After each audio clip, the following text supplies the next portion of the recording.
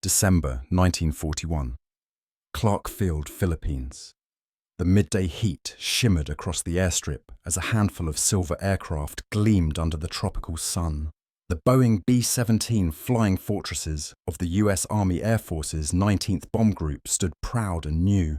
Massive four-engine beasts unlike anything the Imperial Japanese Navy had faced before. But to the Japanese officers observing from reconnaissance reports and early encounters, they seemed laughably slow, clumsy, and too large to survive a fight. Too heavy, one officer scoffed during a Tokyo briefing, a sitting duck in the sky. They believed in the supremacy of their agile Mitsubishi A6M0s, swift, elegant, and unmatched in maneuverability. Against that, the bulky B-17s, with their wide wings and lumbering pace, appeared outdated before they even took flight. At Clark Field, young American crews sweated in khaki uniforms, watching the horizon. Among them was Lieutenant Harold "Hal" Branson, a 25-year-old pilot from Oregon, running his hand along the polished nose of his B-17C, nicknamed Pacific Queen. The aircraft's engines hummed like caged beasts waiting to roar. "Command says we'll fly recon over Formosa tomorrow," his co-pilot muttered. "Formosa?" Branson smirked. "Guess we'll see how these lumbering ducks handle real fire." But the Japanese struck first. Within hours of Pearl Harbor, Clark Field was obliterated by bombers from Formosa. B-17s were caught on the ground, some destroyed before their crews even reached the cockpits. When smoke cleared, Pacific Queen was one of the few fortresses still intact. Branson took her up days later on a desperate mission to intercept enemy convoys moving through the South China Sea. The radio crackled with static as anti-aircraft bursts dotted the sky. "Hold her steady!" shouted the bombardier, peering through the northern sight. "Bombs away!" Explosions rippled across the convoy below. One freighter engulfed in flame. But as the B-17 banked sharply, 3 Zeros dove from the sun. Tracers ripped through the clouds, smashing into the fortress's tail. Branson felt the aircraft shudder violently. "We're hit!" The gunners fought back, twin .50 caliber Brownings blazing from the waist and tail. 1 Zero burst into flames, spiraling into the sea. Another veered off, riddled with holes. Despite smoking engines and shredded control cables, the B-17 limped back to Del Monte Field in Mindanao. Mechanics stared in disbelief. More than 200 bullet holes. Hydraulic lines severed. Yet it made it home. That night, as Branson limped away from his aircraft, oil-streaked and deafened by engine roar, he muttered, "They can call her slow all they want. She's tougher than hell." Japanese intelligence intercepted reports of these missions and laughed, but the laughter wouldn't last long. August 7th, 1942, over Rabaul, New Britain. The humid air shimmered beneath the massive wings of Sentimental Journey, a B-17E belonging to the 43rd Bomb Group, the Kensmen. Below lay the fortress city of Rabaul, the most heavily defended Japanese stronghold in the Southwest Pacific. Inside the cramped aluminum fuselage, oxygen masks hissed, engines thundered, and every man aboard knew this was no milk run. Captain Edward "Ed" Carmichael, aged 27, leaned forward in the cockpit, his gloved hands steady on the yoke. 2 minutes to IP, came the voice of the navigator over the intercom. "Copy that," Carmichael replied. Bomb bay doors open. The mechanical whine echoed through the belly of the aircraft. In the bomb bay, a row of 500-pounders glistened under red light. Sweat dripped from the bombardier's brow as he steadied his sight on the sprawling harbour below. A nest of ships, fuel tanks, and anti-aircraft guns. Suddenly, the first flak burst erupted ahead, black puffs tearing the sky apart. "Flak! 11 o'clock high!" yelled the waist gunner. The B-17 shook violently. Shrapnel punched holes through the right wing. But Carmichael held steady, eyes locked on the altimeter. Then came the fighters. Dozens of Mitsubishi A6M0s screamed up from Rabaul's Tabera airfield, their radial engines howling as they streaked toward the bombers. The air filled with tracer fire, red and green streaks slicing through the blue. "Bandits! Multiple bogies inbound!" shouted the tail gunner. A Zero swooped in from below, its 20mm cannons tearing across the fuselage. The right waist gunner fired back in desperate bursts, the metallic rattle of 50 caliber rounds echoing through the cabin. One tracer found its mark. The Japanese fighter exploded into flame, breaking apart in mid-air. But there was no time to cheer. 2 more Zeros closed in. "Keep her level!" yelled the bombardier. "Almost on target!" Through the swirling chaos, the bombs fell. 12 thunderous shapes plummeting through the clouds. Seconds later, the harbour below erupted. Columns of smoke and water soared hundreds of feet high. A destroyer's bow lifted from the sea before snapping in half. Oil fires spread like black serpents across the bay. The crew cheered, but the relief was short-lived. "Port engines losing oil pressure," the flight engineer barked. "Feather it," Carmichael ordered. The propeller slowed, blades locking in place as the engine died. 3 Zeros pressed the attack, riddling the fuselage with holes. Yet the B-17 refused to go down. The fortress lived up to its name, armour plates holding, gunners firing in all directions. Smoke filled the cabin, the intercom crackled with screams, but somehow, Sentimental Journey clawed its way out of Rabaul's fiery sky. Hours later, she limped back to Port Moresby, one engine dead, tail shredded, and blood pooled on the floor. Ground crews watched in stunned silence as the battered giant rolled to a stop. Carmichael climbed out, limping, one arm wrapped in bandages. A war correspondent asked, "How in God's name did you make it back?" He simply looked over his shoulder at the pockmarked fuselage and said, "Because she's a flying fortress, and that's exactly what she does." The Japanese officers at Rabaul, however, were furious. Their air defense commanders had promised easy kills, fat, slow American bombers, but instead their convoys were burning, their harbours shattered, and their pilots reporting with trembling voices how these massive aircraft refused to die.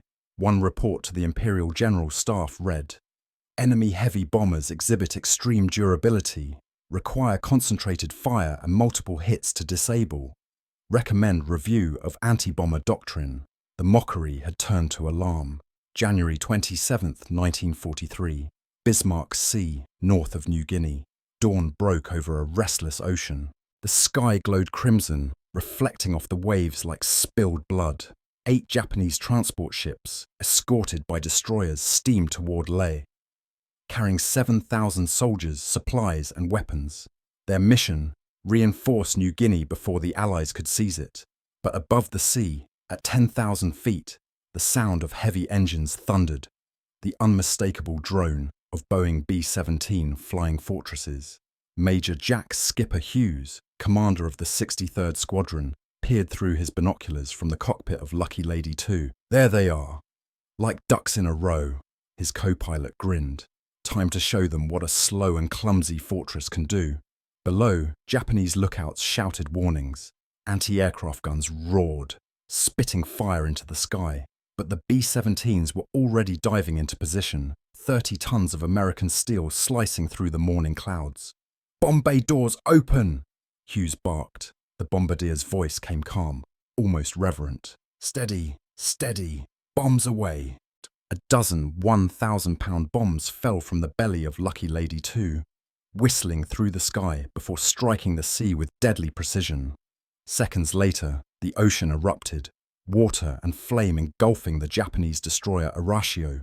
Another ship, Kyokusei Maru, took a direct hit midship. The explosion tore it in half, sending black smoke billowing skyward. Inside the fortress, the crew roared with triumph. "Scratch 2 transports!" shouted the waist gunner, but the Japanese fought back hard. Nakajima Key 43. Oscars scrambled from Lae, diving straight into the formation. The tail gunner of Lucky Lady 2 swung his twin Brownings around, firing in long, controlled bursts.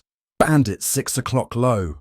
A flash of orange. One Oscar disintegrated mid-air, pieces tumbling into the sea. Another strafed the B-17's right wing, tearing holes through its flaps. "Engine 2 smoking," yelled the engineer. "Feather it and stay on course," Hughes snapped. Despite the hits, they pressed on. All across the sky, other fortresses joined the strike. Tokyo Taxi, Hell's Bell, Iron Maiden. Each unleashed their payloads on the convoy, turning the sea into a cauldron of fire. By noon, the Japanese formation was chaos. Ships were burning, soldiers jumping overboard, lifeboats capsizing in oil slicks.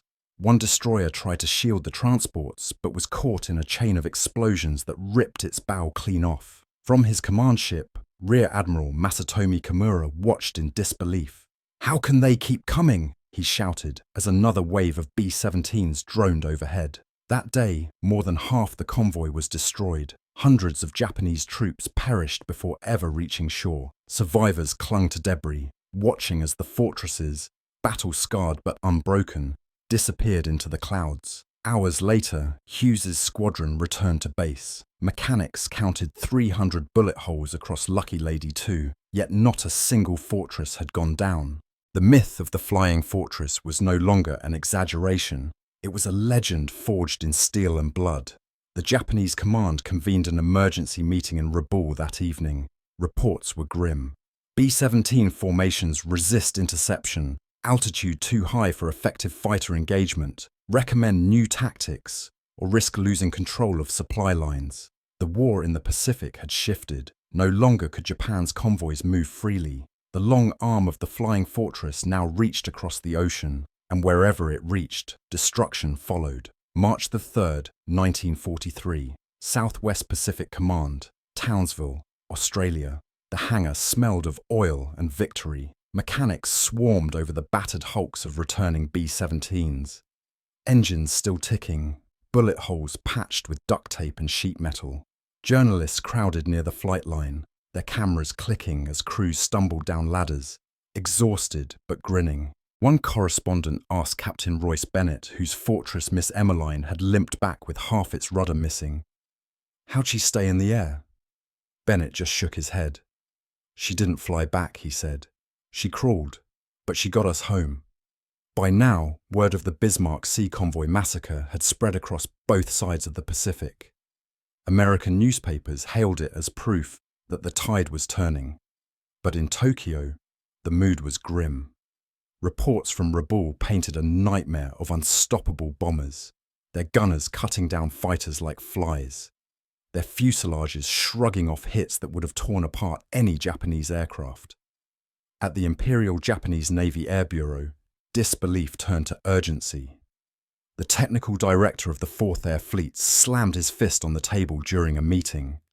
"These fortresses, they are not machines, they are monsters." Japanese intelligence began studying wrecked B-17s recovered from crash sites in the Philippines and New Guinea. Engineers marveled at the armor plating, the self-sealing fuel tanks, the redundant control systems. Each detail revealed a philosophy alien to Japanese aircraft design: survivability over agility, teamwork over individual skill. Colonel Matsuda Hiroshi, a veteran Zero pilot, summed it up bitterly. "We build birds of speed. The Americans build beasts of endurance." And endurance was precisely what won the skies.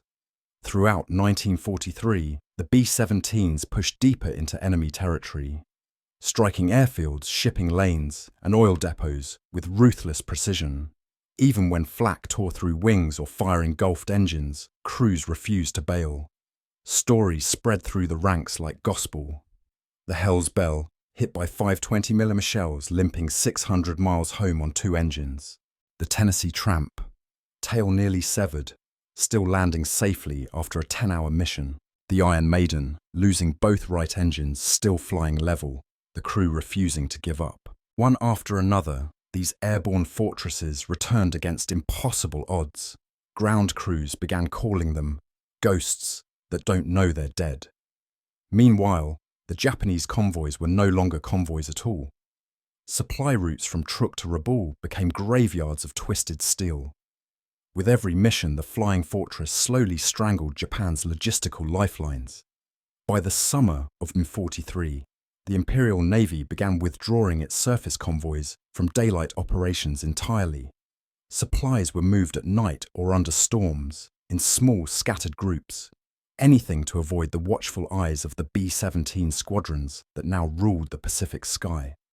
At a press briefing, US General George Kenney declared, The Flying Fortress is not just a bomber, it's a symbol. It tells the enemy that America can reach him anywhere. For the Japanese, that statement was no boast, it was prophecy. Because even as they scrambled to adapt, new and deadlier bombers were already on the horizon. The B-24 Liberator, the B-29 Superfortress. But it was the humble, ridiculed B-17, once mocked as obsolete, that had first shattered their pride. August 1943, Rabaul Harbour. Smoke still hung in the air as Captain Matsuda watched another burning transport list to its side. His radio crackled with static. Enemy bombers returning, multiple formations, altitude 25,000 feet. He clenched his fists, staring up at the distant silver glints moving across the sky. Fortresses, he muttered, the steel ghosts of America. And high above, the B-17s roared on.